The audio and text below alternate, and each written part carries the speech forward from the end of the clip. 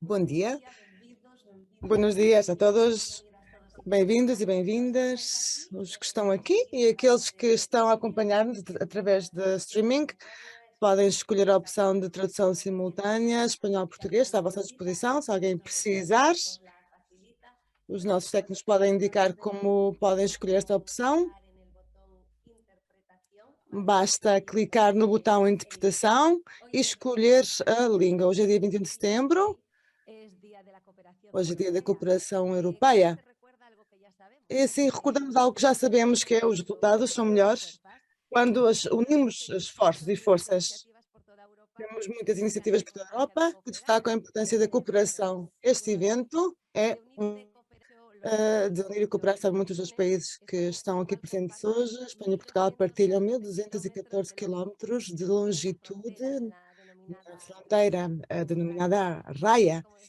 Como dizíamos antes, é uma das mais compridas e antigas de toda a Europa e são muitos desafios que temos que enfrentar juntos. Um dos mais urgentes, obviamente, é a luta contra as alterações climáticas. Aliás, os nossos estados são os mais vulneráveis de toda a União Europeia.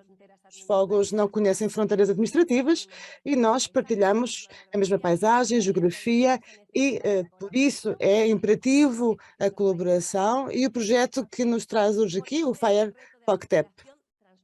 Aqui, o desafio da cooperação transfronteiriça, organizado pela FIUGA, com a colaboração da Universidade de Vigo e a participação do consórcio Interreg Espanha-Portugal. Por isso, agora passo a palavra a Núria Rodrigues, diretora de Inovação e Projetos Europeus da FEUGA. Bem-vinda, Núria, muito obrigada. Muito obrigada e bem-vindos a todos os que estão aqui, presentes, os que estão online. E, bom, como comentavas, estamos a organizar esta jornada no quadro do Dia da Cooperação Europeia. A FIRE POCTEP é um bom exemplo, é um projeto impulsado pela Junta de Andalucia e queremos agradecer especialmente à Universidade de Vigo e à Finova que nos ajudaram a organizar estas jornadas.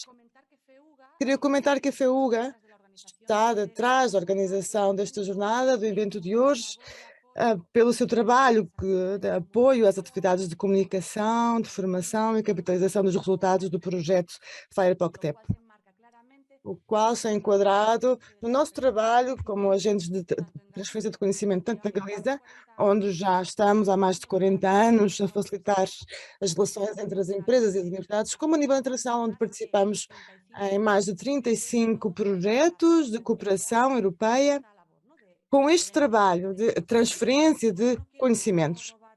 E, bom, não quero roubar-vos mais tempo, porque de seguida vai nos dar mais informação do Fire POCTEP o nosso companheiro Francisco Senra. E muito obrigada a todos pela vossa presença. Obrigada, Núria. Fire POCTEP, fortalecimento dos sistemas transfronteiriços de prevenção e extinção de incêndios florestais e melhoria dos recursos para a criação de emprego rural pós-Covid. 21 sócios de um e outro lado da raia. 3 objetivos muito claros: identificar as zonas estratégicas de gestão, fomentar o investimento público e privado, educar a população fixa e ocasional. São quase 2 anos e meio de trabalho, que estão quase a terminar, e sobre estes 3 objetivos e tudo aquilo que se conseguiu durante este tempo, vai-nos contar agora o chefe de área de análise e gestão de conhecimento. Bom dia, bem-vindo. Tem a palavra Francisco Sentra.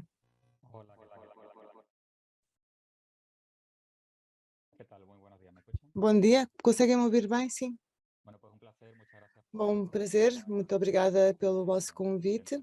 Vou tentar, de alguma forma. Podem me confirmar que conseguem ver a apresentação no ecrã? Podem vê-la, sim?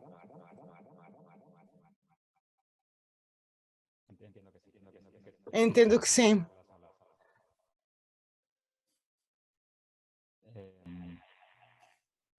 ¿Puedes silenciar el micrófono de la sala? Ahora. Está ligado o microfone da sala agora?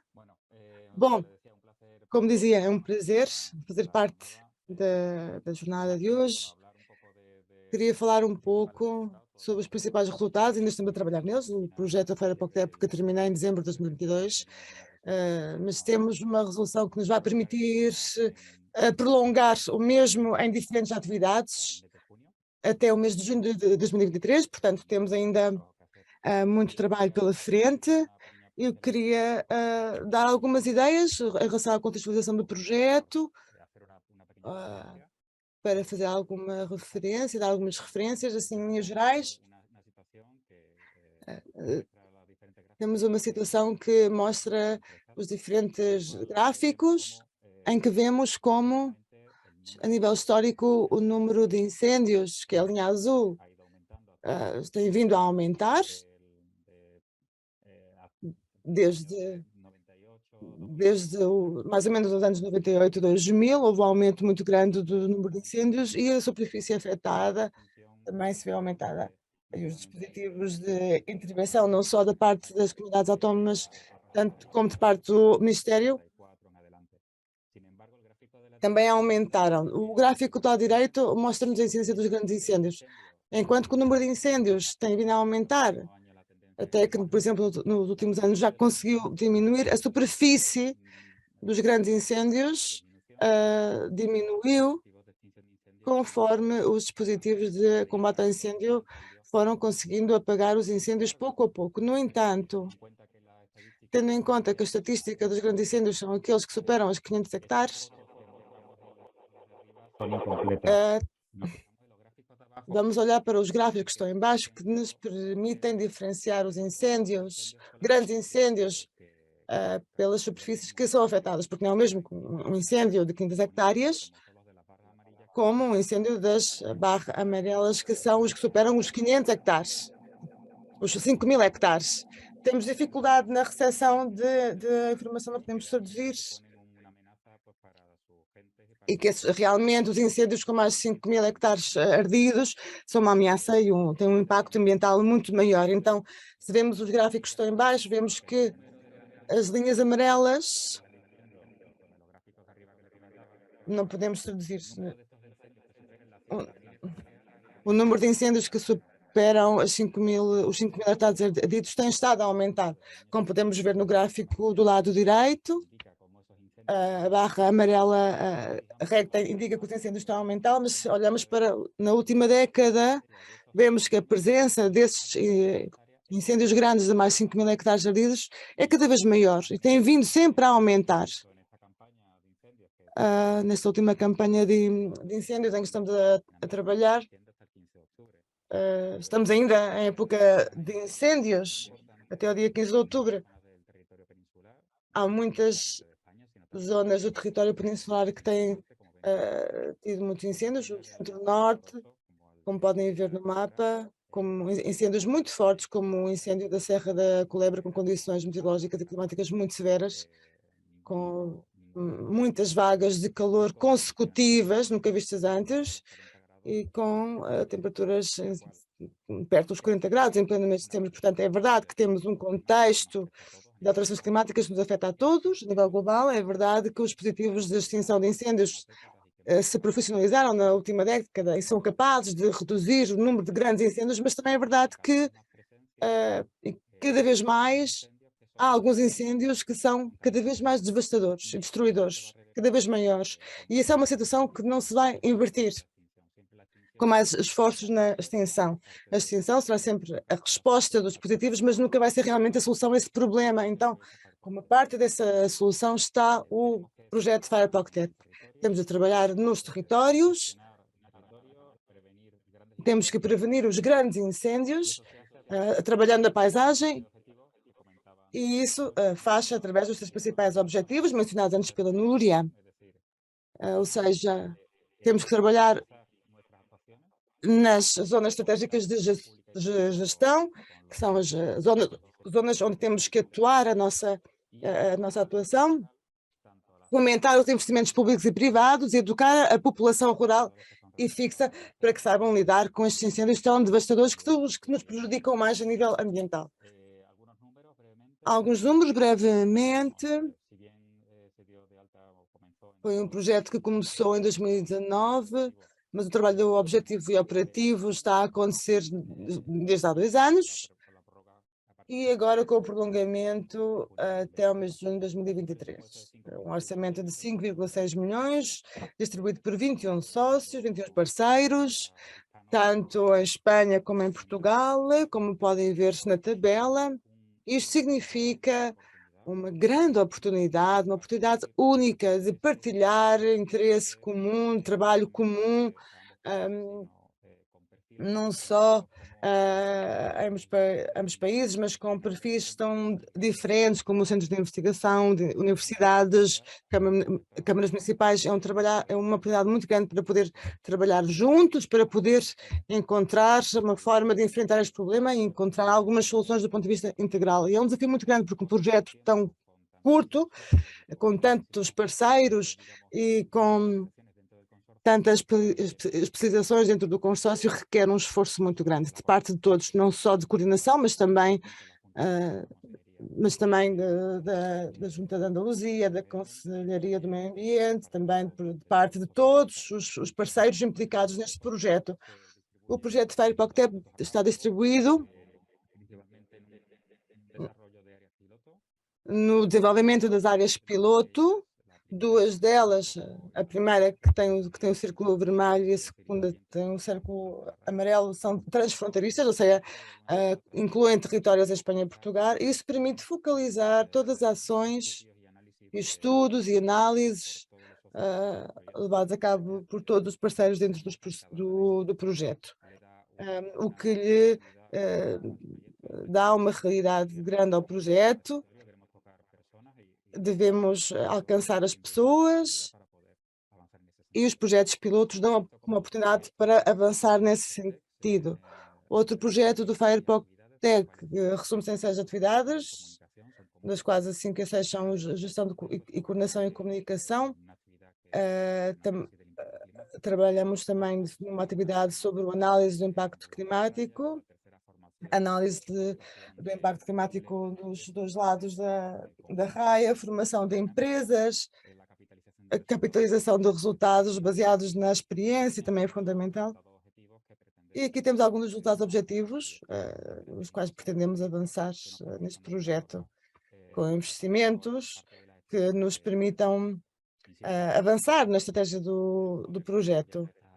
Insisto que é importante poder desenvolver estes projetos dentro das áreas piloto e dentro do consórcio que temos, que é tão atraente.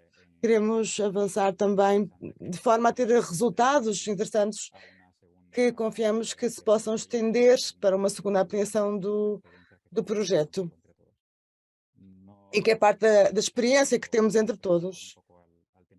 Acho que consegui ajustar-me aqui ao tempo que me pediram. Se tiverem alguma pergunta ou consulta, podem também entrar em contato. Muito obrigada.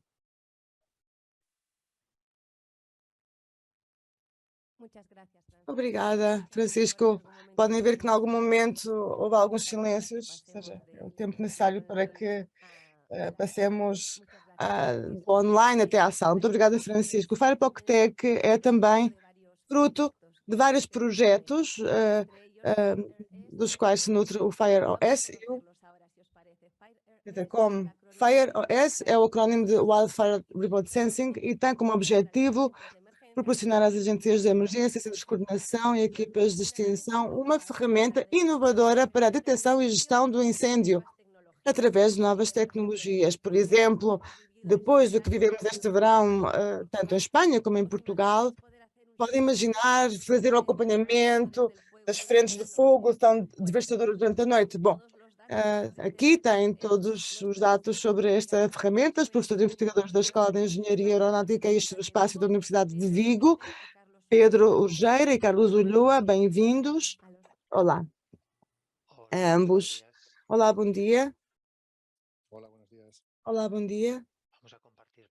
Vamos partilhar o ecrã para poder ver a apresentação.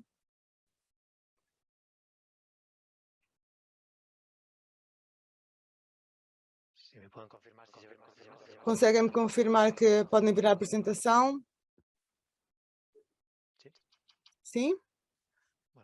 Bom, acho que sim, efetivamente. Muito obrigada. Fomos convidados para falar sobre o projeto Fire Red, que é o antecessor ao Firepoc Tech. Efetivamente, no projeto Firepoc Tech Estamos a desenvolver um sistema para acompanhar as frentes de incêndios nocturnos através de drones, utilizando drones e também uma representação sintética do terreno através de inteligência artificial. O que acontece é que a Fire Racer é precisamente o germe, a semente do Fire PocTap, do nosso lado, da nossa parte. Eu acho que é um bom exemplo de cooperação, especialmente cooperação internacional. Temos dificuldades na recepção da informação. Por uma parte, temos a Faculdade de Engenharia da Universidade do Porto, em Portugal, temos o Centro Nacional de Investigação Científica de Toulouse, em França, e a própria Universidade de Vigo também está presente como participante e como coordenadora do projeto. Então, resumindo, são 3 entidades, mais 50 investigadores a trabalhar em conjunto. É um projeto conjunto, neste caso, direcionado para a luta contra os incêndios florestais. Sabemos que em Galícia é um assunto que conhecemos um bocadinho. O projeto tem como objetivo criar um demonstrador com um conjunto de tecnologias que possam ajudar os meios existentes na observação, no acompanhamento dos incêndios. A filosofia é recolher dados reais sobre o incêndio de forma automatizada, no lugar onde está a acontecer, e poder avaliar a sua possibilidade de propagação. Tudo começa com o descobrimento de um incêndio através de uma rede de sensores infravermelhos no sistema de detecção Legend, que foi desenhado para este projeto. A informação desse fogo detectado no monte, esse acontecimento, a localização do fogo. Essa informação é enviada para um satélite, o Lume 1, desenhado também para esta missão, que recolhe os dados ao sistema de terreno e os envia. Temos dificuldades na recepção da informação, é muito difícil traduzir assim. Em primeiro lugar, é enviado a um centro de alerta e de caracterização de incêndios, o CRS, que depois lançam drones para acompanhar o incêndio no in situ. Às vezes o acesso aos incêndios não é fácil e é perigoso para os meios humanos. Portanto, estes drones têm um software de simulação também criado dentro deste projeto, realizam o cálculo do percurso do incêndio para que possam acompanhar o fogo, não só onde se encontra, mas também existe também um terceiro software adaptado a este projeto que pode prever a velocidade do incêndio e o possível percurso que o incêndio possa ter. Então, com os drones, é possível acompanhar os incêndios. Toda essa informação é enviada de forma constante a um centro de acompanhamento, representado como o SAOP, que pode monitorizar as imagens da câmara, a localização dos drones, também está em contacto com os meios de extinção de incêndios, conhecendo as posições que têm no terreno, quais são os profissionais que vão atuar na luta contra o incêndio. Vemos aqui como o nosso satélite, o Lume, está em permanente contacto com os sensores que estão em terra.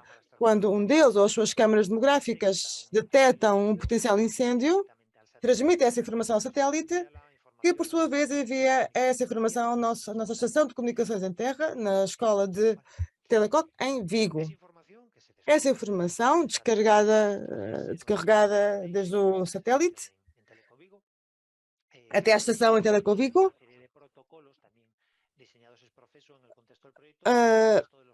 acaba por dar essa informação ao resto dos sistemas. Por um lado, a informação armazenada na nossa estação depois é distribuída através de uma API para o projeto, transmitindo por serviços web à frota de drones que vão continuar a fazer o acompanhamento dos incêndios florestais.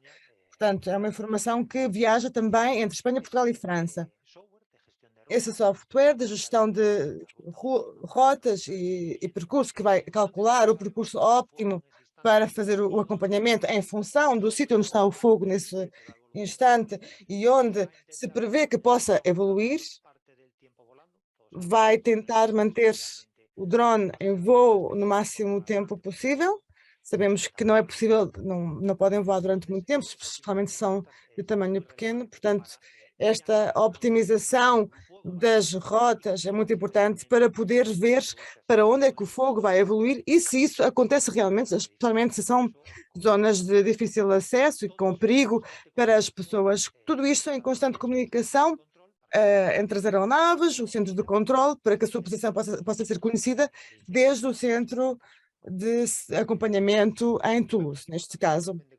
Vemos aqui um resumo de como é que se dá este fluxo de informação entre todos os sistemas dos componentes globais, portanto, a utilização entre os satélites e os sensores de terra, a transformação de informação dos sensores de terra aos elementos que estão em voo, a informação que transmitem os drones ao satélite e como toda essa informação é recebida num sistema de comunicações em Vigo para poder distribuir através de um API, através da internet, aos outros dois sistemas nos outros dois países diferentes, Espanha e Portugal.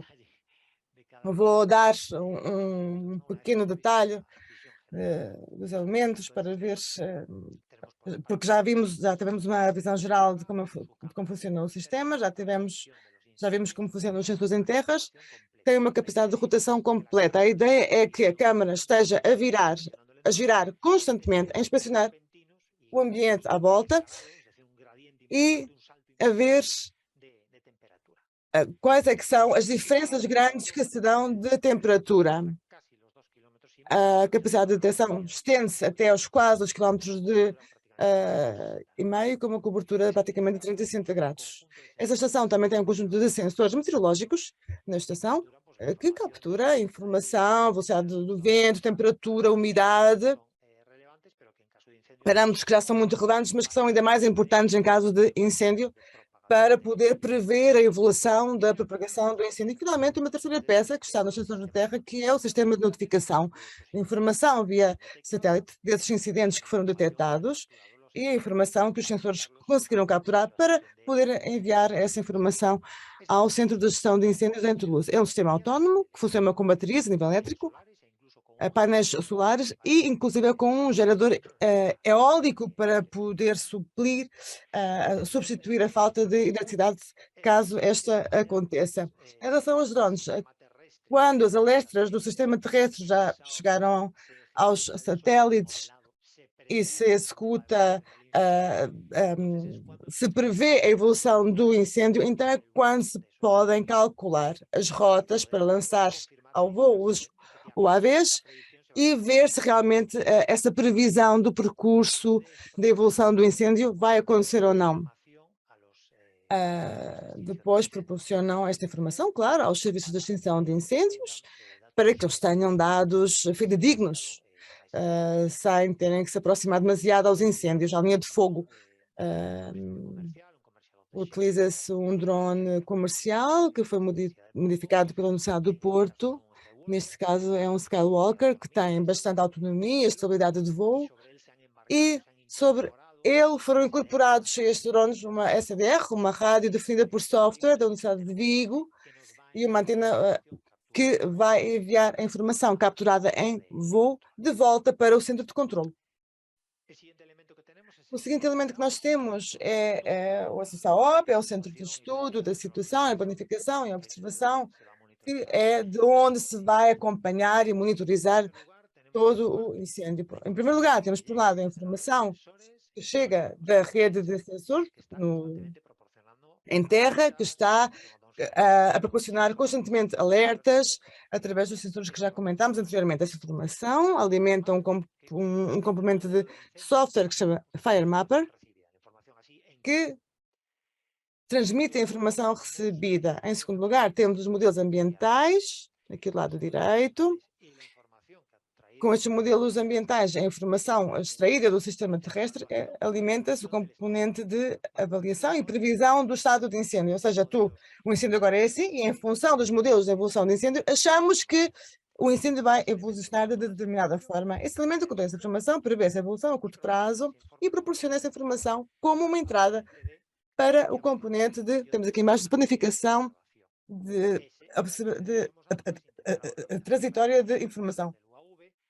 para poder fazer uma inspeção detalhada, acompanhamento, etc., de onde é que achamos que vai estar o incêndio, para onde é que vai evoluir. E finalmente temos aqui à esquerda os UAVs, que são aqueles que vão rastrear o incêndio, promocionando informação instantânea do que está a acontecer no terreno e dando essa informação, essas imagens ao centro de acompanhamento.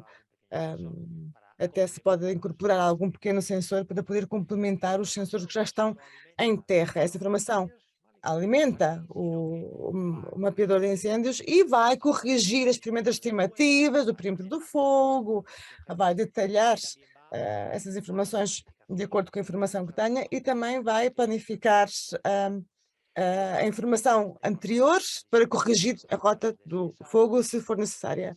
Esta informação está disponível para os usuários deste centro de acompanhamento para que possam utilizar sempre que seja necessário. E, finalmente, o componente que para nós é o mais importante, o satélite UV Lume 1, é um satélite de 2 alturas, é pequeno, que está a orbitar numa órbita terrestre bastante baixa, cerca de 550 quilómetros por cima das nossas cabeças. Em dezembro de 2022 vai fazer 4 anos, pelo que tem uma idade importante para um satélite que foi desenvolvido e criado com um orçamento tão pequeno e tem como cargas úteis, ou seja, eletrónica marcada, um mecanismo de comunicação máquina a máquina para a comunicação com as estações em terra, os sensores, e uma rádio definida, também desenhada pela Universidade de Vigo.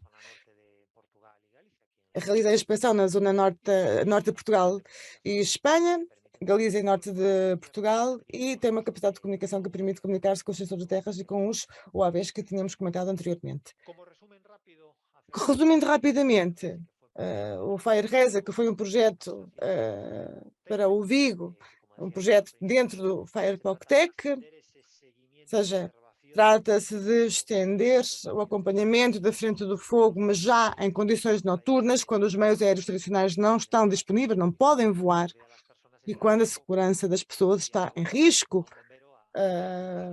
quando há que enviar um bombeiro ao monte para ver como o fogo está a evoluir, o que é de alto risco para a sua vida. Nós queríamos também, antes de despedir-nos, realçar a importância da cooperação, a abertura de mente, do espírito de colaboração, que neste mundo tão globalizado achamos que é imprescindível para fazer avançar projetos como estes. Foi desenvolvido com pessoas a trabalhar a centenas de quilómetros de distância, de diferentes países, diferentes interesses, em diferentes contextos de estudo, diferentes culturas e línguas, e acreditamos que essa é a forma através da qual as coisas vão para a frente e avançam. Queria agradecer o convite para este evento e a atenção que nos foi proporcionada. Estamos à vossa disposição para qualquer comentário ou pergunta. Muito obrigada.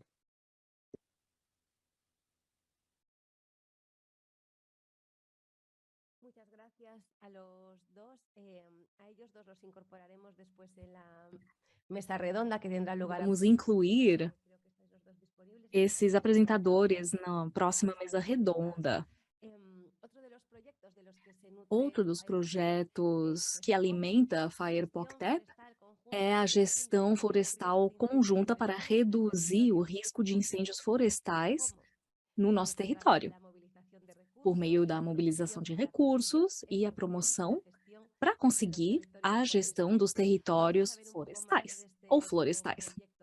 Vamos falar um pouquinho desse projeto de início com Alberto López, diretor de projetos da direção de Ávila. Roberto Lopes, bom dia.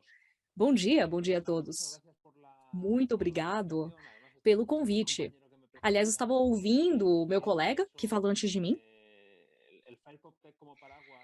E eu acho que o FirePocTec é um guarda-chuva e os dois projetos que estamos apresentando é uma grande prova da necessidade e interesse dessa colaboração.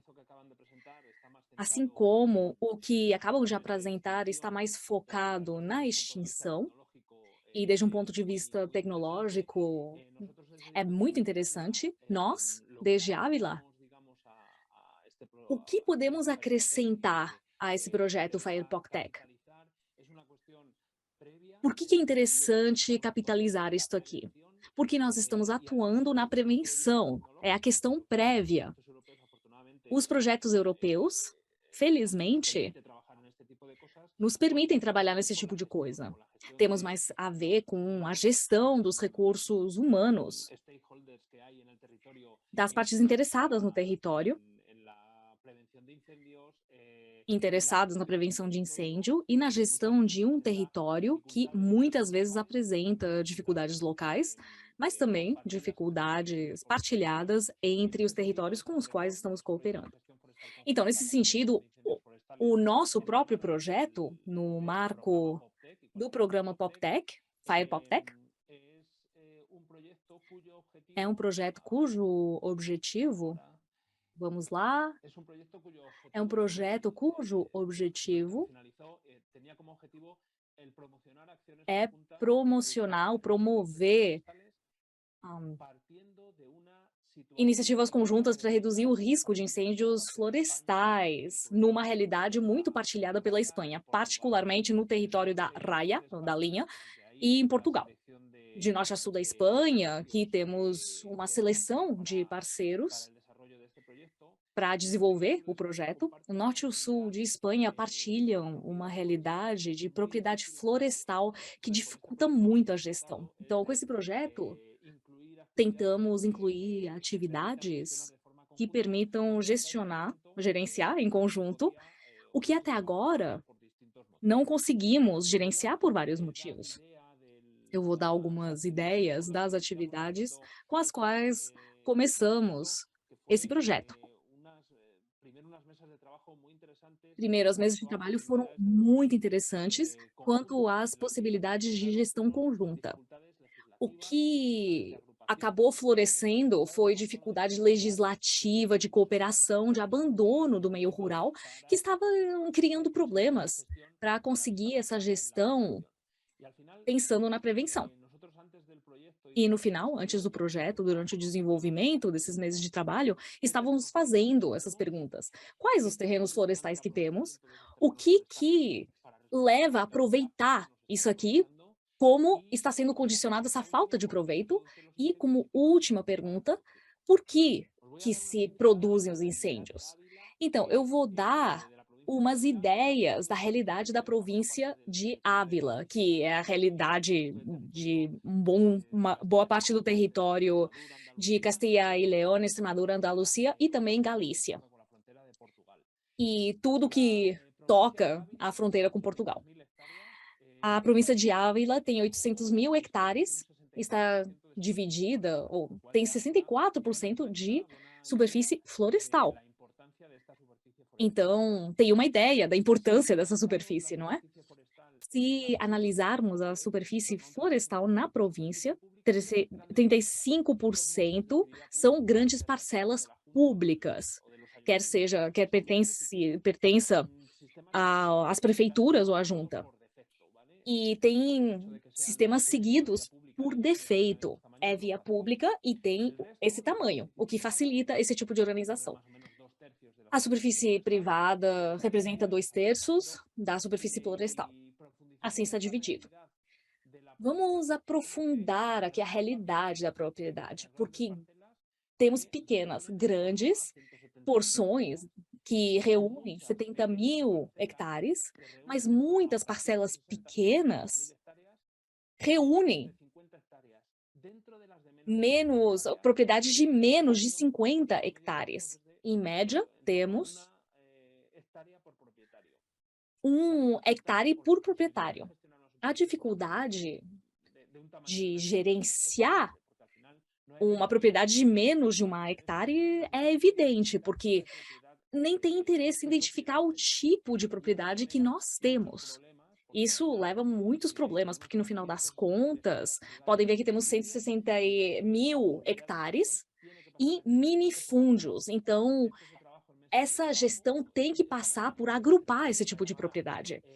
Até hoje mesmo, de manhã, eu recebi uma ligação falando, bom, que apareceu desse projeto porque um município estava interessado em que uma junta de gestão nos ajude nessa administração, porque passamos toda a vida trabalhando nisso. Muitos municípios ou muitas propriedades não tem ninguém para gerenciar. Isso significa que eles vão acabar queimando, porque proteger do incêndio passa pela gestão.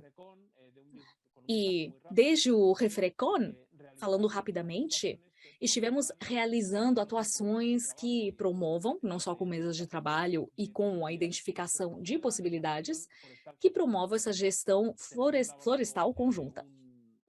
Estivemos elaborando estudo de potencial de uso da biomassa, uma das alternativas para essa gestão florestal, que cobre a zona entre Espanha e Portugal, da Raia.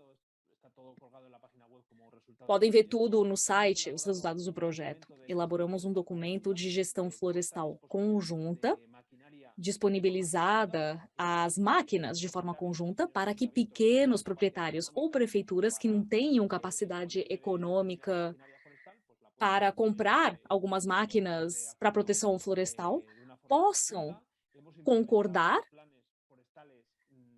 e cooperar juntos. Temos planos florestais juntos, nós compramos aqui na deputação e disponibilizamos para as prefeituras, particularmente as menores, que têm dificuldade em realizar trabalhos de prevenção. Temos uma ferramenta elaborada por um parceiro galego. E o que acontece? Nós disponibilizamos aos potenciais exploradores de certas parcelas ou terrenos a sua agrupação, ou seja, dá para agrupar os territórios e damos facilidade para identificá-las em grupo, em termos de comarca ou de município, para que as empresas que possam estar interessadas possam identificar um volume necessário para aplicar uma gestão. Temos uma ferramenta de sensibilização com incêndios florestais. Identificamos esse trabalho também necessário, que é uma das peças-chave para despertar certo interesse pela gestão. Elaboramos diferentes materiais de sensibilização para agricultores, turistas em zonas de alto risco, informando sobre as atividades proibidas e as que são permitidas em épocas de alto risco de incêndio.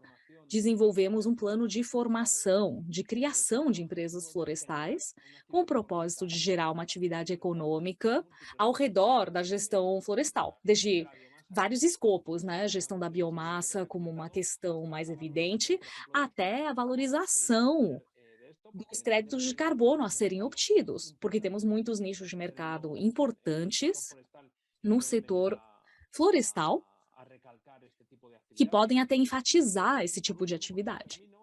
E, por último, vou concluir, porque eu preciso vinculá-lo com o projeto de antes, porque abriu as nossas possibilidades de trabalhar em atividades de autoproteção, defesa municipal, para a prevenção de risco, né? Na Ávila, temos um grande número de municípios que deveriam estar atuando nesses temas para sua defesa própria.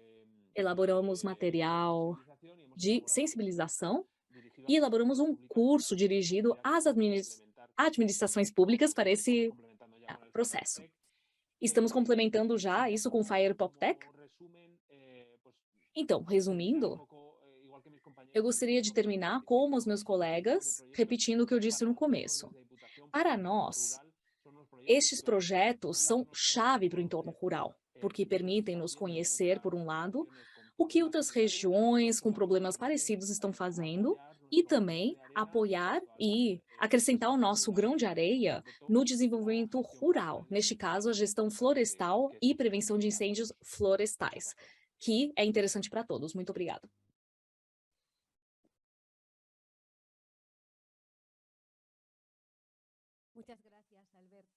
Muito obrigada, Alberto.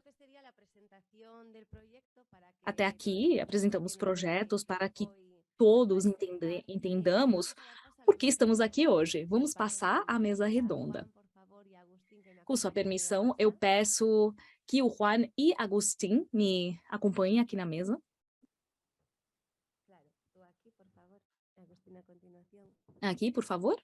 E Agustín também. Como veis a los que acaban de intervenir y como os comentaba al principio, Como viram com que acabávamos de falar, os outros oradores ainda estão conosco. Se tiverem qualquer dúvida ou pergunta, fiquem à vontade para fazê-las. Podem demorar um pouquinho pelo atraso de delay, mas eles podem responder. Vou apresentar aos membros dessa mesa. Eu tenho certeza que conhecem o Juan Pico, professor da Universidade de Vigo. Bom dia, Juan. Muito obrigada por estar aqui conosco. E temos também Agustín Quesada, técnico de projetos de Renova. Bom dia, Agustín. Podem confirmar que temos Nuno Pomar. Bom dia, obrigado. Revuelta, diretor-geral de Inova. Estará conosco em uns segundos. Esta mesa redonda tem uma pergunta muito concreta. Eu gostaria de começar. Principais desafios entre cooperação de países e boas práticas. Por onde continuamos? Eu sei que a questão é complexa, mas eu tenho certeza que já te perguntaram isso várias vezes, né, Juan? Então, a primeira pergunta está dirigida a você. Até onde devemos continuar? Até onde você acha que a gente vai continuar? Bom, a pergunta está dividida em dois, né? O que precisamos fazer em cooperação e quais os resultados conseguidos? A primeira parte é mais fácil de responder do que a segunda.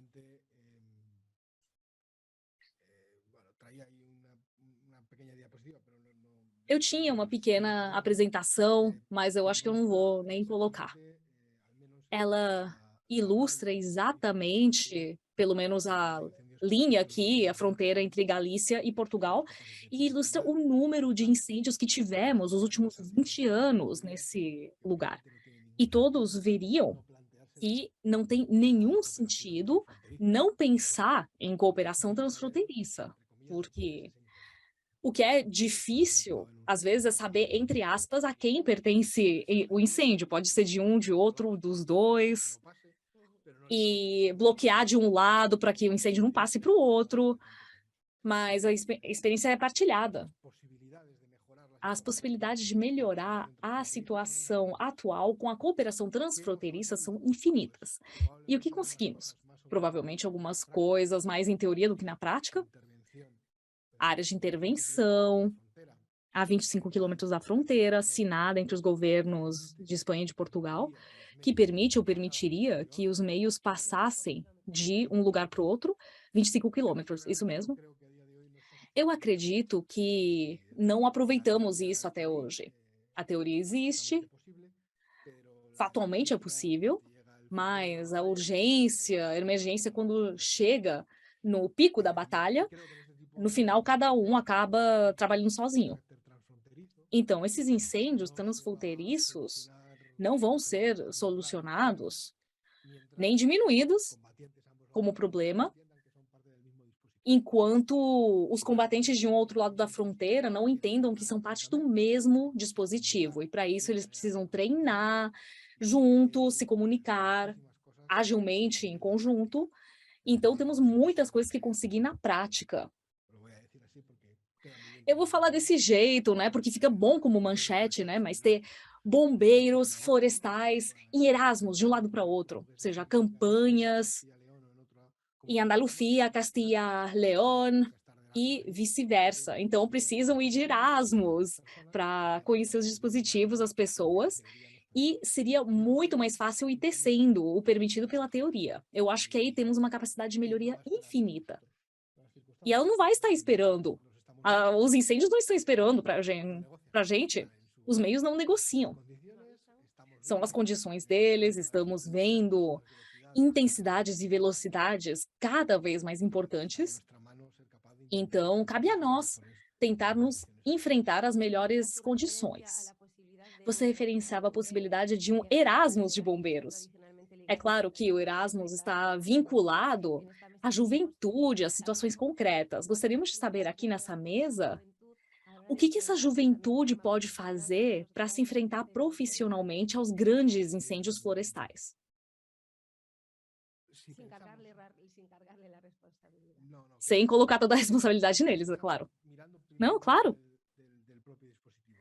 Então, observando o dispositivo, alguns dos problemas que os dispositivos têm já é que eles foram jovens e já não são mais tão jovens assim. Precisamos aqui de um relevo geracional e tem muita gente que tem essa vocação, que acreditam que uma forma de vida ainda vamos ter que afrontar muitos anos, nos quais vamos ter pessoas que deveriam passar a atividades de serviços e vamos encontrar talento jovem que permita rejuvenescer esses dispositivos. Se sairmos de dispositivo pensando no território, vemos que o território que sofre incêndios não tem muita população e quando tem população, são lugares sem muita proteção. Então precisamos desenvolver o meio rural e rejuvenescer as atividades e a população nesses territórios pelos quais todos passam. Porque realmente, se não melhorarmos o território, é o incêndio que vai ocupá-lo.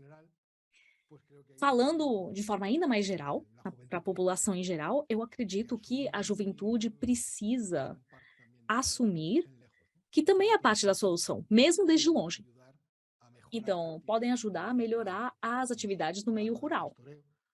Falamos, por exemplo, dos pastores, né? São ferramentas muito interessantes. Alguém vai ter que comprar leite e carne para os pastores. Não vamos, senão eles não vão poder ficar no território. Os nossos hábitos de consumo também impactam os incêndios. Eu acho que essas três bonecas russas mostram que a juventude deveria ter um papel de sensibilização ativo, consciente, e precisamos dar lugar, espaço para eles. Não é o problema que a juventude não queira, mas é que nós também não somos capazes de implicar eles ou dar-lhes o lugar que eles merecem no nosso trabalho. O dispositivo cada vez é mais tecnológico, mais profissional, teria que ser ainda mais, e precisa contar com os melhores. E é claro, uma boa parte da melhor coisa que temos na sociedade vem da juventude. Vamos aprofundar mais nisso. A gente fala como, comprando iogurte, podemos evitar um incêndio. Uma frase fantástica do Juan. Mas eu gostaria de passar a palavra agora para a Nuno, que está nos ouvindo. Bom dia. Bom dia.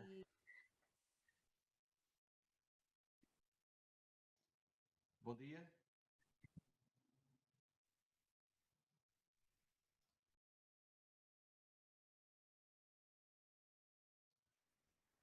Perdão que deixei de ouvir. Deixei de ouvir. Te Agora preguntaba novamente, si agora desde ahí, sim, agora sim. desde el CIM de Coimbra, tenéis una percepción semejante a lo Vocês que têm acaba uma percepção parecida ao que o Juan acabou de dizer em Coimbra. Até onde precisamos continuar? Qual o papel da juventude dentro desse assunto no Portugal? Muito bom dia. Não sei se me conseguem ouvir bem. Muito bem. Eu vou falar em português e peço desculpa, mas sendo este um evento de cooperação, teremos que utilizar também as duas línguas como é natural. Antes de mais, agradecer o convite à CIM de Coimbra para estar presente neste evento que celebra o Dia da Cooperação Europeia e nunca mais reforçar que o POCTEP, nomeadamente o programa que financia aqui o projeto que nos traz, é o maior programa de cooperação transfronteiriça da Europa e isso traz uma responsabilidade maior de apresentar bons projetos e projetos capazes de mobilizar a diferença e o desenvolvimento nas nossas regiões. E queria começar por congratular por este evento, porque realmente vai reforçar a necessidade de os nossos países e as nossas regiões terem maior cooperação regional e local, tendo em vista uma maior integração e cooperação ao nível das políticas que vamos desenvolvendo nos nossos territórios. E, portanto, temos que cada vez mais a realizar ações conjuntas, projetos conjuntos, tendo em conta o desenvolvimento económico e social harmonioso dos nossos territórios. E, como já foi dito, os nossos territórios são bastante semelhantes. Ambos temos pela frente vários desafios. À cabeça, o desafio climático, que, quando foi visto e muito bem explicado pelos meus antecessores, tem vindo a agravar as condições propícias à ocorrência de grandes incêndios e nós, em Portugal, especialmente na região centro, em Coimbra, estamos ainda muito marcados pelos trágicos incêndios de 2017, com um número muito elevado de vítimas e algo que nunca mais esqueceremos na nossa vida e que nos obrigou a mudar totalmente o paradigma da abordagem nos territórios rurais, na gestão florestal. Mas não é só o desafio climático, é também o desafio demográfico. Estamos a falar de regiões que têm vindo a perder um conjunto significativo de população. Há um envelhecimento da população em geral e, sobretudo, que é mais acentuado ainda nestes territórios. Portanto, é um grande desafio para as nossas regiões encontrar mecanismos de fixação de população nestes territórios e só conseguimos fazer encontrando projetos inovadores que dinamizem a economia, que dinamizem o tecido empresarial das pequenas e médias empresas e que valorizem os produtos locais, que permitam a gestão integrada da floresta e a valorização dos recursos florestais e dos recursos endógenos nestes territórios. Depois temos, naturalmente, fruto da situação atual, temos o desafio energético e o desafio económico. Todos estamos cientes da grave crise internacional que vivemos e teremos que adaptar-nos e tentar mitigar esta crise, criando uma oportunidade para a valorização energética dos nossos territórios, nomeadamente o aproveitamento da biomassa, das energias renováveis e, com isso, aportar valor aos nossos territórios. É mais uma oportunidade que temos à nossa frente para nos desenvolvermos. Mas, acima de tudo, queria reforçar esta necessidade de cooperação e esta aprendizagem comum que nós fazemos. Nós, na CIM de Coimbra, estamos envolvidos em vários projetos de cooperação e tem sido uma experiência riquíssima.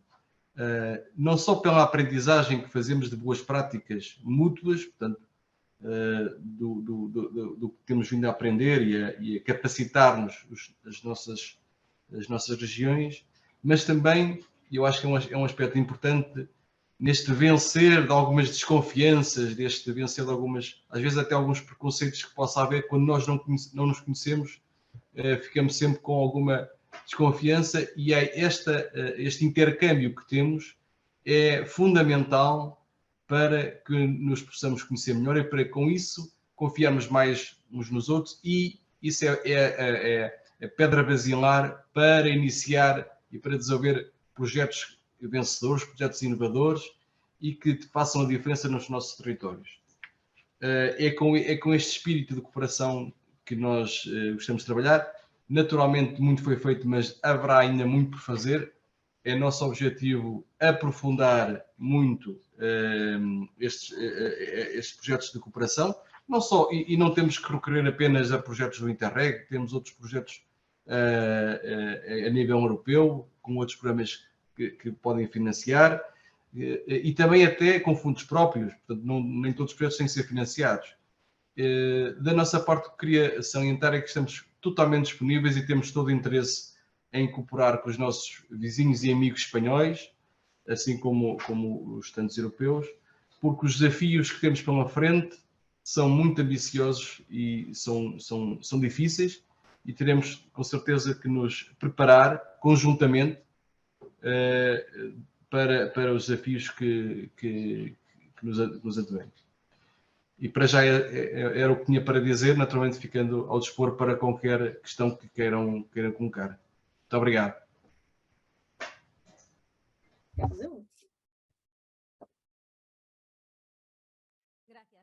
Obrigada, Nuno. Já está aqui conosco o Manuel Rebolta, diretor-geral da Finnova. Vamos ceder-lhe a palavra. Vai-nos falar sobre algo que está relacionado com o papel da juventude, o que esperamos da juventude e o que a juventude pode fazer. João Manuel, bom dia. Bom dia, desde Málaga, a Feira Internacional de Initiatives Moving. Gostaria muito de estar com vocês hoje na maravilhosa cidade de Vigo, que é um território do qual estamos todos apaixonados. Vou tentar, neste Dia Internacional da Cooperação Europeia, falar sobre o programa Jovem. Não sei, acho que há algum problema com o ecrã, não sei se não sei se conseguem ver o ecrã. Sim? Mas bom, não. Dizem-me que não estão a ver. Bom, é indiferente. Se me estão a ouvir, ótimo, podem levantar a mão? Sim. Pelo menos estão a ouvir. Eu queria falar sobre uma das prioridades. A Finnova tem 4 eixos. Uma das prioridades é a formação à juventude. Desde há mais de 11 anos que é assim e que temos estado a dar formação. Já demos formação a mais de 1000 jovens com o programa Next Talent Generation. E hoje vou falar de um específico muito interessante e animo todos os parceiros da Interreg Fire PocTep que estão aqui presentes para que façam o esforço de tentar acolher um jovem voluntário. Não se pode confundir com um estagiário, que é outra figura também muito interessante, mas um voluntário jovem. Eu sei que para muitas entidades o desafio de acolher um voluntário é complexo, porque há que dar-lhes um computador, há que dar mentoria e formar, isso é uma responsabilidade, mas nós tentamos sempre que essas oportunidades aconteçam. Vou dar um dado que tenho a certeza que em Portugal também tem informação muito parecida à minha, mas posso dizer que 2022 é o Ano Europeu da Juventude. E porquê é que é o Ano Europeu da Juventude? Vejam bem, porque é um dos setores populacionais que mais sofreu no seu desenvolvimento profissional e pessoal durante a pandemia. E vocês perguntam por que os jovens? Vejam bem, ainda há jovens que não têm título porque não foram capazes de fazer os estágios curriculares sem os quais não podem ter o seu título universitário ou qualquer outro tipo de curso. É verdade que muitos jovens, durante a pandemia, não puderam ter mobilidade, essa mobilidade internacional que no aniversário do programa Erasmus, estamos a falar do programa Erasmus o 35º aniversário do programa Erasmus, que faz com que mais de 10 milhões de europeus já tiveram esta maravilha de programa. Eu acho que eu fui o primeiro estudante de Direito da minha universidade que teve o privilégio de estudar fora. E isto, a mim, mudou a minha vida por completo, porque me permitiu depois aceder a outros programas de formação, os famosos estágios em instituições europeias, chamadas Blue Book. Pelo tipo de parceiros que nos acompanham, vinculados às universidades como o FEUGA, pela Universidade de Vigo também, os FEUGA, gostaria de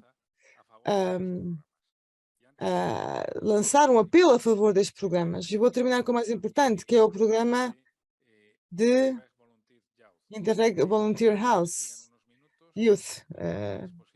Vou falar dele durante alguns minutos e depois vou pôr à vossa disposição. O programa não está na página web, é o Next Talent Generation, que é o próximo talento desta geração, que é uma iniciativa da Fundação Finnova, que é o nosso programa a Estrela de Formação ao Talento, onde, de maneira gratuita, tentamos informar sobre as oportunidades práticas de formação ligadas à mobilidade e à União Europeia. Porquê que é tão importante para nós dar formação à juventude em assuntos europeus? Porque a Espanha tem um déficit de gestores em assuntos europeus. E falo de um déficit de gestores jurídicos, ou seja, pessoas que entendam a legislação europeia, gestores em comunicação, mas também gestores em programas financeiros da União Europeia. Infelizmente, Espanha é o pior país a absorver os fundos europeus, isto são dados do Eurostat. Ainda faltam 10 mil milhões de euros sem absorver do período 2014-2020. Em positivo, ainda podemos reprogramar estes fundos, mas isto juntam-se a 150 mil milhões de euros do Next Generation, que é o maior programa de recuperação económica da história da humanidade, que em termos de PIB é 12 vezes superiores ao Plano Marshall de recuperação económica da Segunda Guerra Mundial, que depois se junta com o programa Interreg, também se junta às convocatórias live, 5.400 milhões de euros, e também se junta com as oportunidades do programa Horizon Europe, com mais de cerca de 120 bilhões com B de euros, ou seja, 1.000 milhões de euros. Oportunidades nesta década prodigiosa de fundos até 2027, com a regra N+3. Temos 3 anos até 2030. O que é que isto significa? Faltam gestores do setor público, do setor privado, empresários e câmaras de comércio. E, por outro lado, temos jovens. Vocês sabiam que há 912 mil espanhóis ou não espanhóis, cidadãos europeus em Espanha, que são ninis, ou seja, a definição de nini é menor de 30 anos que nem estuda, nem trabalha. Permitam-me que vos dê outro dado muito difícil. 400 mil destes jovens nem estão inscritos como estejam à procura de emprego ou não acreditam nos serviços públicos de emprego, porque só 2% dos contratos tiveram realmente a presença dos serviços públicos de emprego. Ou há pessoas que não acreditam no sistema, por isso simplesmente. Em qualquer caso, com esperança, atrevo-me a dizer que é um programa de alternativa juvenil que é útil tanto em Portugal como em Espanha, e o dado triste aqui é que muitas vezes os estágios e as bolsas da Câmara de Comércio, a página web é o programa PIGA, todos os anos devolve dinheiro porque faltam jovens que possam ou queiram ter uma mobilidade de 3 a 6 meses. Nós estaremos muito felizes de poder ajudar jovens que nos estejam a ouvir e que estejam interessados em ter uma experiência em Bruxelas, não só na Finova, onde acolhemos jovens, mas também a mais de 260 entidades associadas, também a outros programas. Mas hoje também não se trata só desses programas. Hoje, neste Dia Europeu da Cooperação, atrevo-me a apresentar este programa, que nos faz muito feliz. Já acolhemos, se não estou em erro, cerca de 6 a 8 jovens que vieram com um programa de voluntariado. Um programa de voluntariado, qual a diferença com um estágio, com uma bolsa? Requer um programa específico, o jovem não deve fazer outras coisas, atividades da organização, e escolhe um projeto Interreg. Nós temos 4 Interregs, temos o Fire POCTEP, já temos o NAPOCTEP, que é de turismo, o CILIFO, que é o projeto pai do Fire POCTEP, que é dos incêndios, e por último o projeto de digitalização na área agrícola, que é o projeto IBA. Muitos destes jovens que vieram com a Interreg estiveram nos nossos escritórios de Sevilha ou estiveram nos nossos escritórios de Bruxelas. Bom, ofereceram-se como voluntários, portanto a nossa obrigação é dar-lhes formação e mentorias, oferecemos cursos que para terceiros estão à venda na internet sobre fundos da União Europeia, obviamente. Esses cursos são oferecidos gratuitamente, e também oferecemos mentorias dos nossos especialistas em capitalização de resultados, ou seja, tudo o que é a comunicação dos projetos Interreg como boas práticas para inspirar para o futuro e também para aquele que quer aprender gestão financeira. Tivemos pessoas muito ligadas, por exemplo, à questão dos incêndios, a gestão florestal dos incêndios, que é um tema que em Galícia é muito bem conhecido e é um desafio que este ano já foi terrível para a Espanha. Não recordo a quantidade de incêndios, mas devem ter sido mais de 100.000 hectares ardidos este verão. E se vemos a nível mundial, este desafio são 350 milhões de hectares ardidos todos os anos, ou seja, 3% da superfície do planeta, com todo o problema que temos em relação às alterações climáticas. Vou terminar por cumprimentar a Câmara Municipal de Ávila, o Governo de Ávila, e gostaria de vos animar, porque surpreende-me que muitos sócios dos consórcios Interreg não acolheram estas possibilidades, se calhar porque não conheciam esta informação. Nós estaremos muito felizes de vos explicar porque é tão interessante e necessário acolher jovens e dar uma formação aos jovens. É muito importante que eles saiam de casa, que tenham uma formação do seu talento, que possam ser empoderados a nível de cooperação europeia. Que entrem na contribuição da execução dos projetos ou a nível de repórteres da Interreg, a nível de comunicação, ambiente, investigação, saúde, transporte, energia sustentável. As condições, mínimo 2 meses, no caso da Finova, que tivemos vários.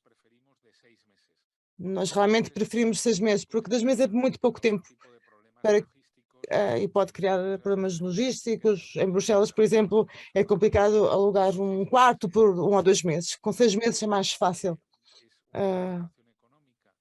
Recebem uma contribuição económica que cobre os gastos de vida, como alojamento e alimentação, e uma pequena retribuição diária entre 18 e 32 euros. Obviamente há um seguro de saúde, responsabilidade civil, acidentes e uma contribuição para ajudar nos gastos de viagem.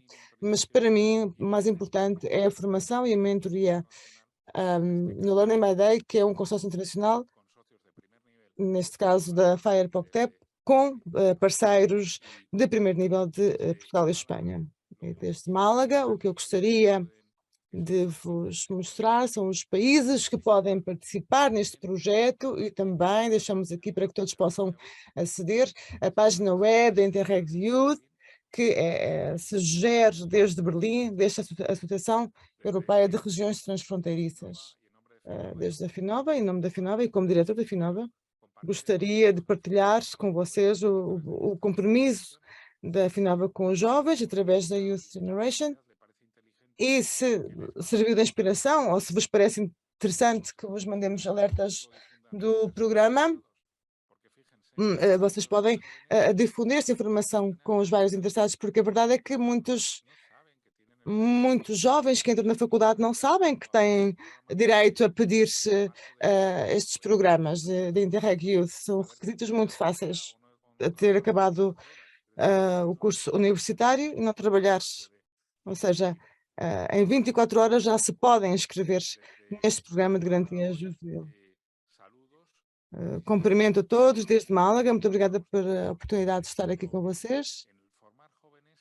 Estamos juntos para formar jovens nestes desafios, na luta contra os incêndios e recuperação dos espaços queimados.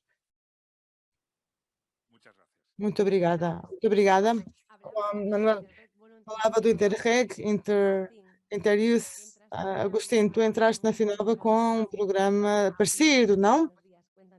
Bom dia, Agostinho. Conta-nos a tua experiência. Bom dia. Sim, eu comecei na Finova a partir de um programa, terminei o mestrado e não sabia muito bem o que fazer e comecei um programa de mobilidade em Bruxelas, onde comecei os meus estágios, estive lá 3 meses a ter formação em gestão de projetos europeus.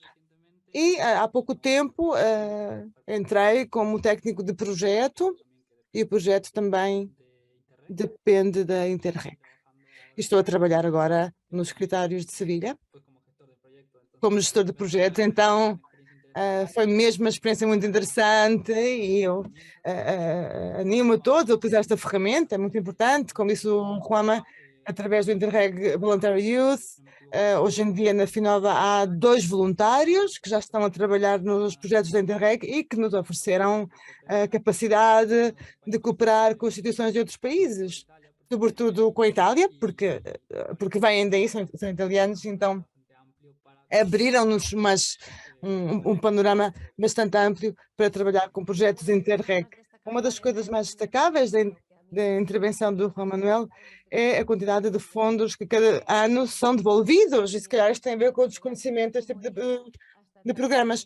Não sei como é que essa informação chegou até a ti e se à tua volta também estavam informados de que existem estes e outros programas.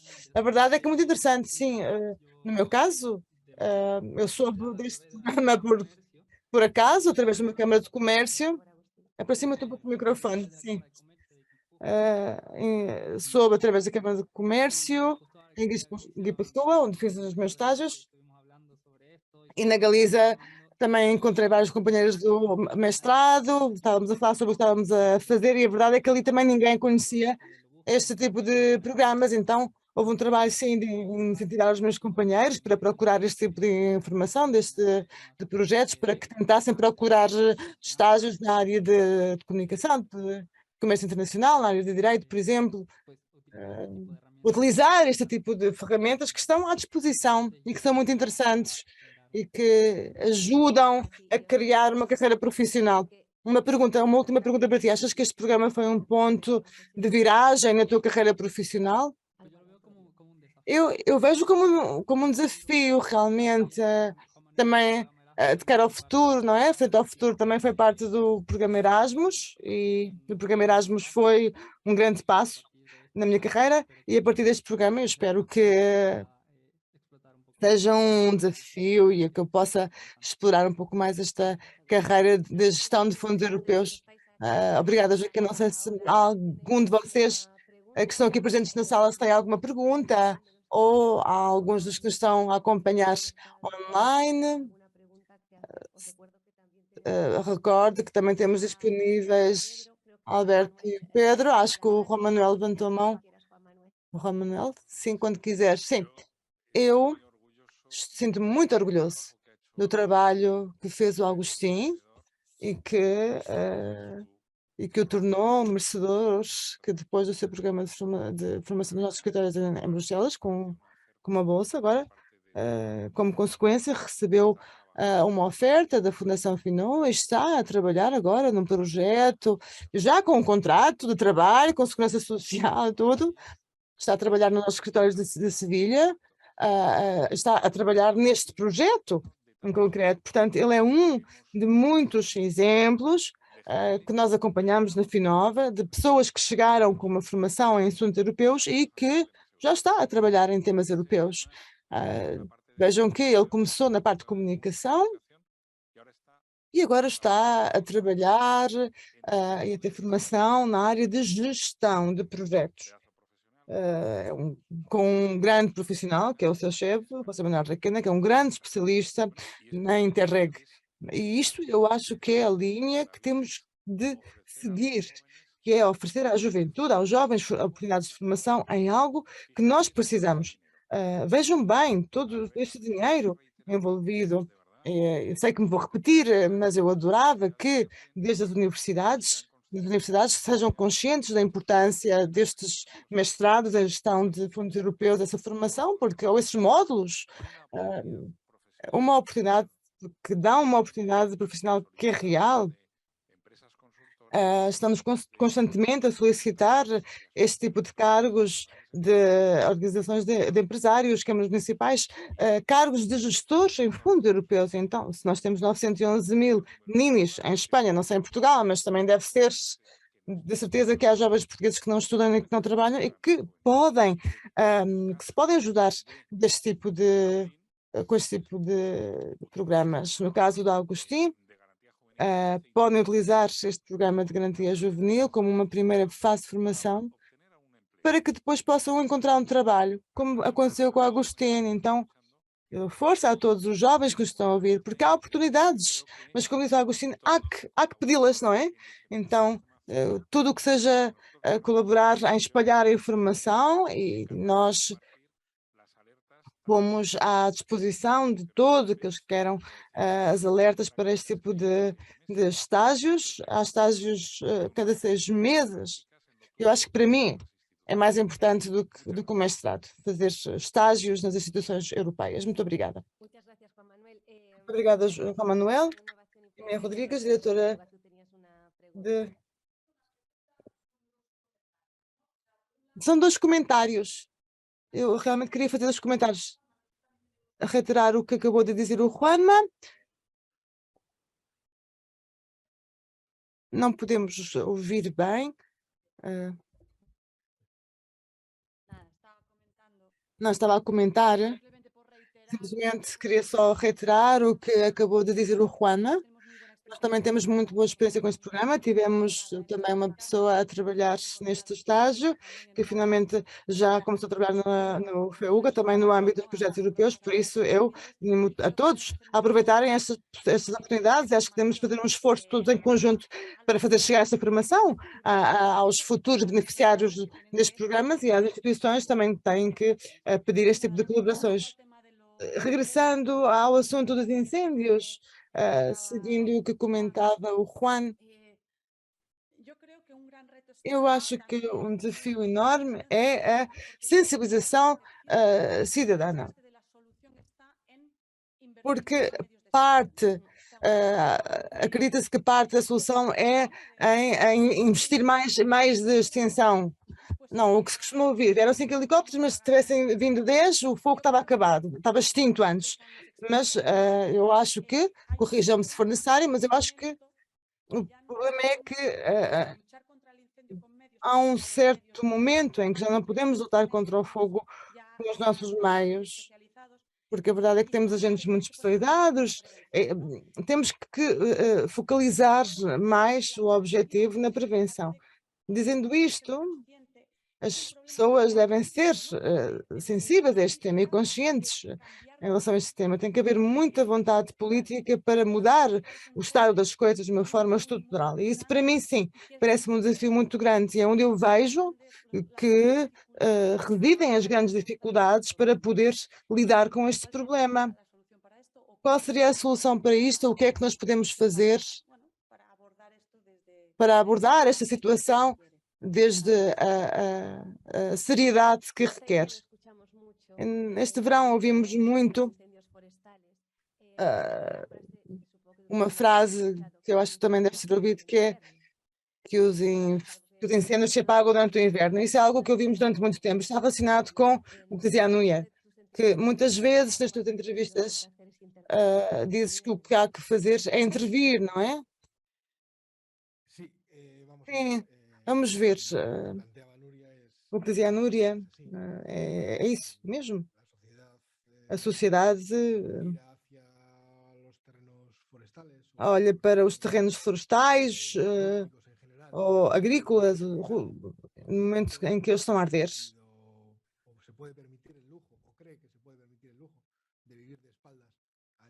Porque acha que se pode permitir o luxo de estar de costas para esta realidade rústica e pecuária, e fica mais alerta quando está de férias na praia e começa a ver as notícias na televisão sobre os incêndios, não é? Que começam a ter mais protagonismo nas notícias. Então, a preocupação realmente é uma preocupação circunstancial, é estival. E a reação entre algo assim é reflexiva. Pensa-se em ter mais aviões maiores, e dizem que não chegaram a tempo, ou que devem haver mais, e que se há 10 deviam haver 20. Essa é a reação real, que é, se me permitem, até um pouco infantil, não? Desde o ponto de vista dos responsáveis políticos, claro, se a procura é essa, a resposta é muito tentadora realmente. Comprar um avião é caro, mas compramos um avião. Posso gastar 30 milhões de euros a comprar um avião. Tenho que gastar 30 milhões de euros a modificar o território. Isso vai me dar muito mais trabalho. E pode que não tenha bons resultados, mas comprar um avião é fácil. Compro um avião, tenho o dinheiro e já está. Então é um círculo vicioso no qual temos estado a trabalhar durante muito tempo. Fomos capazes de encontrar meios de extinção que acertam 50% das vezes com uma eficácia enorme e outras vezes não conseguem extinguir os incêndios. Na Galícia calculámos que 30.000 incêndios entre 2010 e 2020, 0,01% destes incêndios, ou seja, 66, são responsáveis de que tenha ardido metade da superfície, ou seja, esse 0,01% que está fora da nossa capacidade de extinção é aquele que queima metade do território. Então, os nossos meios são eficazes em 99,9% das vezes. Não podemos mais eficácia, podemos gastar muito mais dinheiro, mas não podemos aumentar a eficácia. O que temos de ser capazes é de ver o que é que desativa os fatores que condicionam e que fazem com que determinados incêndios escapam ao nosso controle, porque há muitos incêndios ao mesmo tempo, porque as condições meteorológicas são muito adversas, ou porque está tudo a acontecer ao mesmo tempo. Então isso já está fora da nossa capacidade de controle e por muito que continuemos a gastar dinheiro, não podemos subir essa eficácia. Então, por outro lado, apagando muito rápido determinados incêndios, que se calhar o que teríamos que fazer, especialmente nos incêndios de primavera ou inverno, seria deixar arder para que eles possam queimar esse combustível que depois vai alimentar os fogos estivais de grande intensidade. Ou seja, quanto mais rápido extinguimos os incêndios pequenos, mais facilmente vamos ter incêndios de grandes dimensões. Porque estamos a evitar que um processo natural que também acontece, que são alguns incêndios, possam reduzir o combustível dentro de condições favoráveis e não possamos combater esses incêndios quando se dão em condições desfavoráveis. Então, voltando à pergunta, quando já chegamos ao limite em relação aos meios técnicos para combater os incêndios, o próximo passo é tentar desativar o que causa os incêndios no território. E temos que ser corajosos. Bom, temos que ser corajosos, temos que o fazer. O problema é que encontramos-nos sempre com territórios privados, por exemplo. Em Galiza, grande parte do território é privado, e então isso também há muita...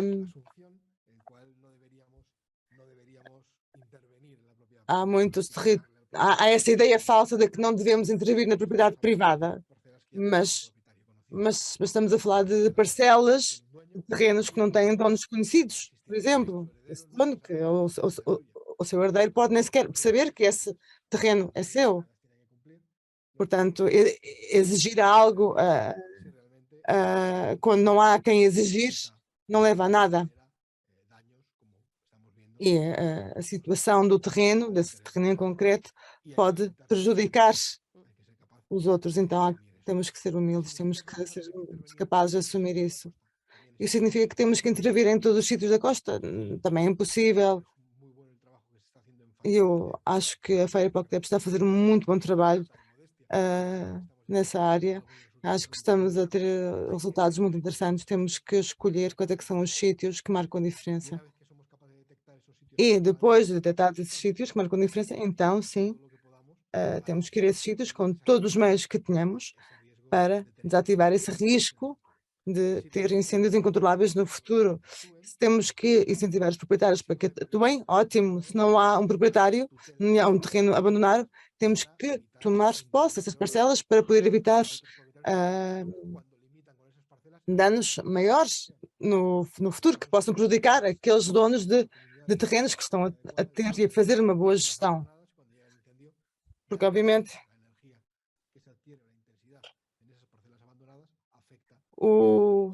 a energia que o incêndio pode conseguir das parcelas que foram abandonadas e que não foram tratadas pode ser muito grande e prejudicar as restantes.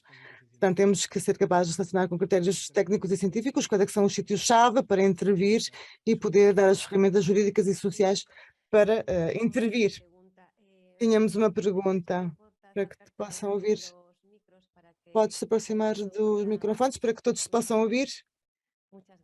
Muito obrigada. Vou me apresentar. Sou técnico na Mancomunidade, perto de Vigo, que está sob a jurisdição da Câmara Municipal de Vigo. 1/3 dos montes de Vigo arderam em 2017. O impacto foi suficiente, porque à noite o projeto conseguiu nos livrar desse incêndio. Muitas pessoas ficaram cientes de que a coisa não é piada. Quando não tiver muitas pessoas, não tem problema, mas aqui chegou à porta das nossas casas. Este ano vamos comemorar o 5º aniversário do incêndio. E, de fato, todos os anos fazemos o mesmo exercício. Lembramos as instituições competentes no tema, a Xunta de Galícia, na parte florestal, a Câmara Municipal de Vigo, no que tange às casas. E, de certa forma, precisamos intervir de forma ordenada com a colaboração da universidade para ajudar as intervenções sem perder tempo. Ano após ano, estamos exatamente igual. Estávamos falando na junta diretiva, é que só estamos esperando que o próximo aconteça. Isso significa que realmente estamos conscientes do assunto? Que sabemos como abordá-lo? No nosso caso, são comunidades das montanhas, com lógica pública-privada, ou seja, que é de todo mundo a propriedade, e estamos pedindo que as pessoas se sentem para se coordenar. Somente queremos nos colocar mãos à obra. E a gente só está esperando as instruções dos profissionais. Vamos comemorar o 5º aniversário e acreditamos que as coisas estão muito parecidas. Nesse caso, 300.000 pessoas dependem do que talvez um trecho em Vigo arda perto da cidade e não sabemos com que causa vamos nos encontrar. Muito obrigado. Juan, eu não sei se você gostaria de responder. A partir do que você acaba de perguntar, eu gostaria de perguntar para o Nuno, né, porque ele fez referência a esses incêndios que eles sofreram já faz muitos anos. Nuno, não sei se vocês têm a sensação de que a coisa pode se repetir ou não. Você estava falando que o modo de abordar os incêndios mudou desde essa tragédia.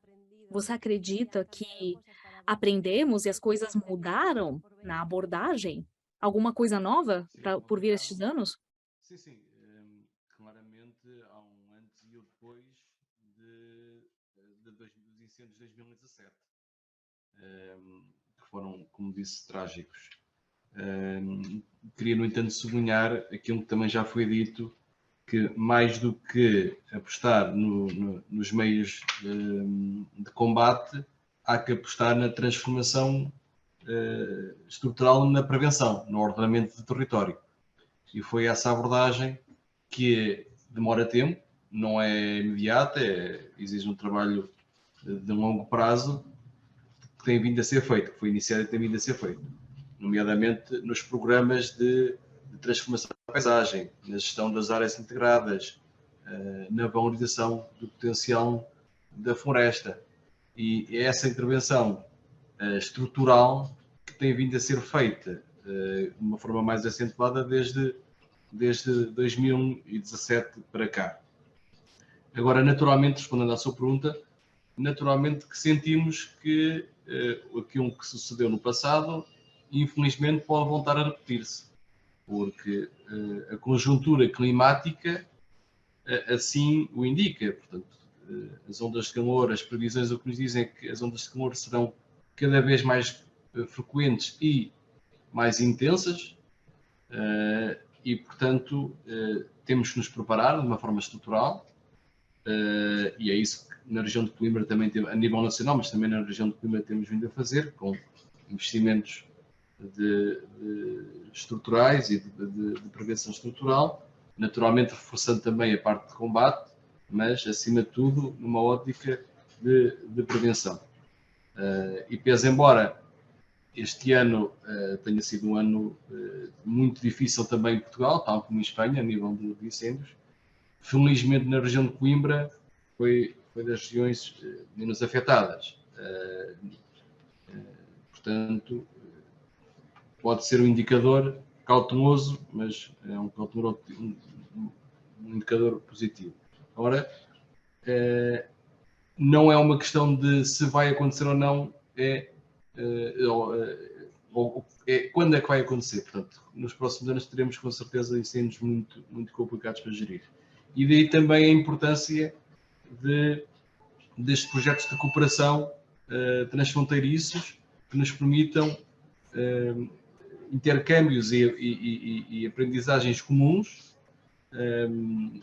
no sentido de nos capacitarmos, no sentido de percebermos o que é que as melhores regiões, e temos aqui duas, a região da Andaluzia e da Galiza, com quem também temos boas relações, inclusivamente dar essa nota que em 2018 e 2019 fizemos 2 visitas já à Galiza para perceber como é que a região se preparava e como é que com o sistema de proteção civil que está implementado.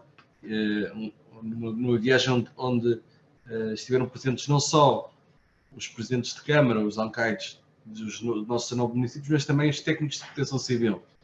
E, portanto, foi uma visita muito útil que nos permite capacitar-nos e percebermos as melhores práticas que são exercidas em regiões pioneiras. E, portanto, reforçar que o desafio está cá, o desafio climático está cá, como há pouco referi. Temos é que ter agora a capacidade de cooperarmos, de apresentarmos projetos comuns e gerirmos o território em conjunto de uma forma integrada nos 2 países.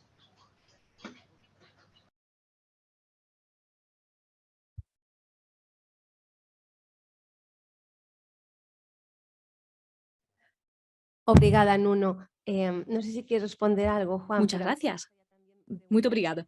Juan, gostaria de responder? Eu também gostaria de perguntar, para introduzir Pedro, se temos ferramentas, se tivermos ferramentas das que temos agora, algo poderia ter mudado no incêndio das Culebras ou outros incêndios. Com essas ferramentas, o incêndio teria sido diferente? Talvez teríamos menos desalojamentos ou poderíamos ter visto menos parte da floresta arder. Como influenciou a tecnologia? Bom, a má notícia é que, observando energia, poder e o risco crescente que temos à nossa frente, quando as circunstâncias se reúnem para criar esse tipo de incêndio, não está nas nossas mãos evitar que arda. A boa notícia é que podemos evitar e escolher com qual velocidade queremos que arda, de que forma podemos melhorar a segurança das pessoas até em casos extremos. Então, podemos evitar a evolução em incêndios extremos, mas se tivermos um incêndio desse tipo, precisamos aceitar que podemos modular, mesmo que não apagar completamente, a intensidade. Então, por exemplo, não podemos evitar que haja chuva, mas podemos nos proteger com guarda-chuva, por exemplo, como analogia. Então, estamos vendo certas características e não vimos até agora até onde a natureza pode chegar se as coisas continuarem assim. Está claro que depois de um incêndio, podemos ver áreas melhores, áreas ruins, piores, né? Mas podemos entender agora a cooperação, as oportunidades de extinção. Na tecnologia, é claro que a tecnologia acrescenta valor. Podemos conhecer, antecipar comportamentos, sermos capazes de atualizar o estado da vegetação. Isso é básico para tentar entender o que pode chegar a acontecer. Podemos simular milhares de incêndios que não aconteceram, mas podemos testar o que aconteceria. Aí a tecnologia, como em qualquer outro âmbito, pode nos ajudar e está nos ajudando. Não obstante, com muitos computadores, drones, satélites, simuladores, isso não serve sem o território, realmente. A gente precisa dos soldados na guerra, o resto ajuda, mas precisamos intervir no território, que significa gerenciar a vegetação, a gente precisa nos alimentar da vegetação, os animais também. Então, a gente vai ficar de mão suja de todo jeito, mas a informação vai permitir aumentar a nossa eficácia e antecipar problemas que vão nos dar oportunidades para cobrir os incêndios. Eu gostaria de fazer uma pergunta ao Alberto, que está nos esperando. Ao fio do que o Juan estava falando, você falou da necessidade de criar empresas florestais, que tem a ver com o que o Juan estava falando. Quais os tipos de empresa? Como estão tentando estabelecer vocês isso no território?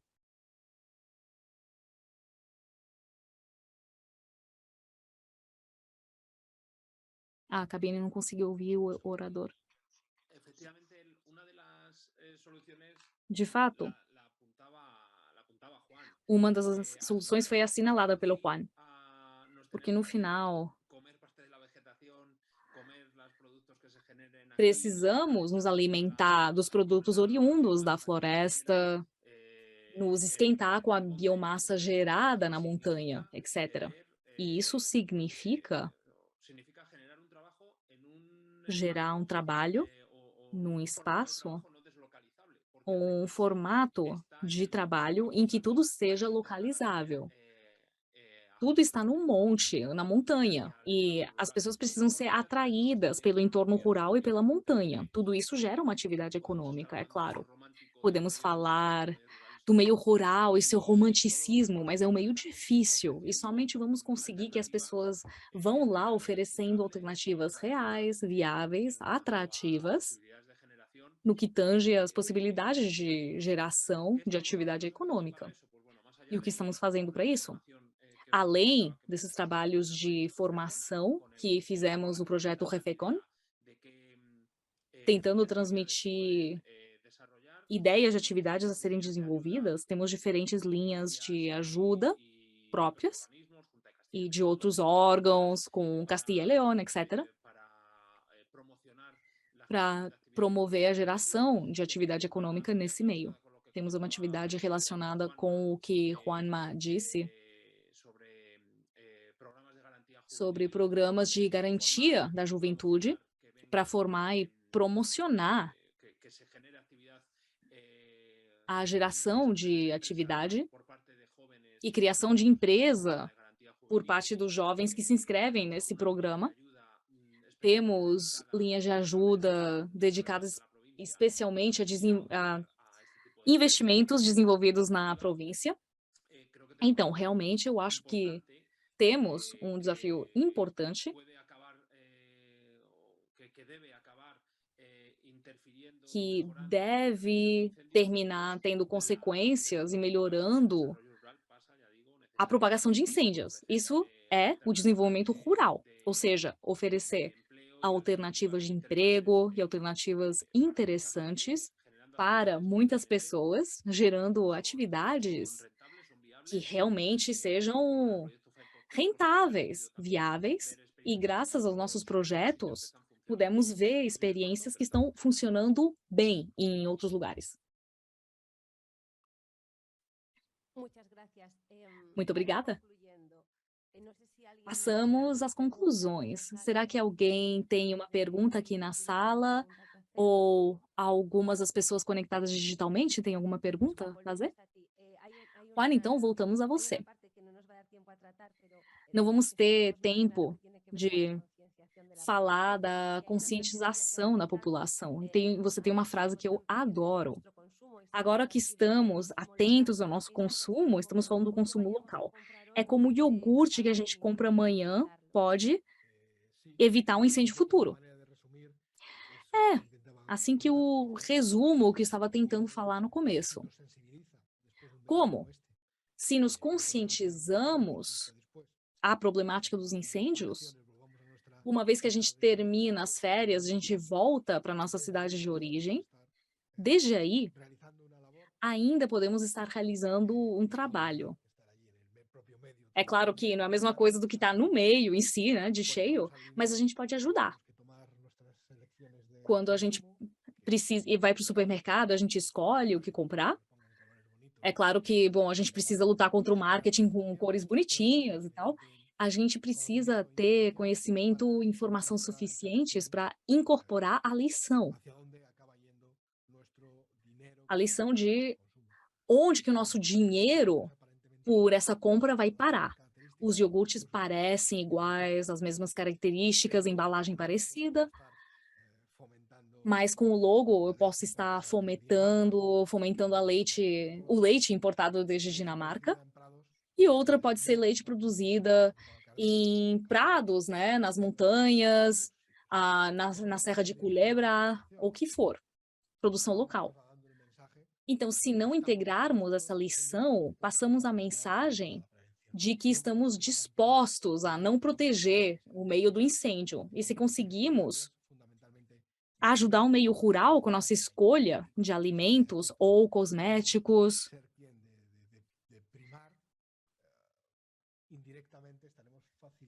indiretamente vamos estar facilitando a presença das pessoas no meio. E o meio vai ter menos tendência a arder a alta intensidade. Então, deveríamos ser capazes de seguir o rastreamento da história do iogurte para tomar a melhor decisão. E uma decisão que, entre aspas, nos reconcilie com o que vivemos quando tem incêndios no verão. Tá bom? E como conclusão, uso sua frase. Não é a mesma coisa viver no rural do que do rural. Isso mesmo, é isso que está acontecendo de vários jeitos, né? A população que mora na fachada atlântica, na costa atlântica, não vive do seu jardim. Então, realmente vai da casa ao trabalho. Às vezes não é uma questão de quanta gente mora lá, mas que a gente esteja participando num meio que, de outro jeito, por uma dinâmica natural, vai gerar um cenário muito complicado para todos. Obrigada, Juan.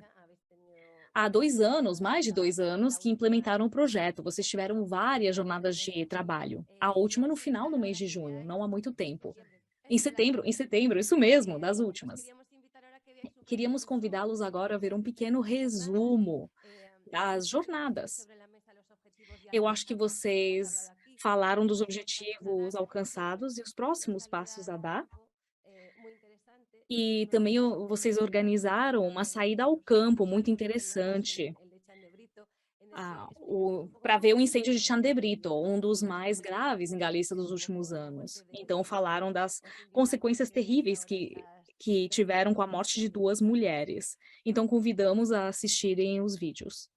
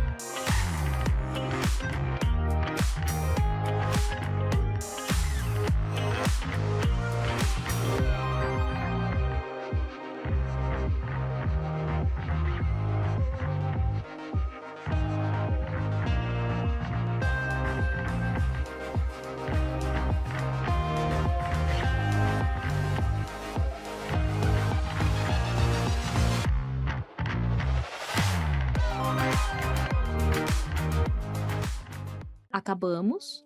Muito obrigada por tudo. E nos vemos na próxima.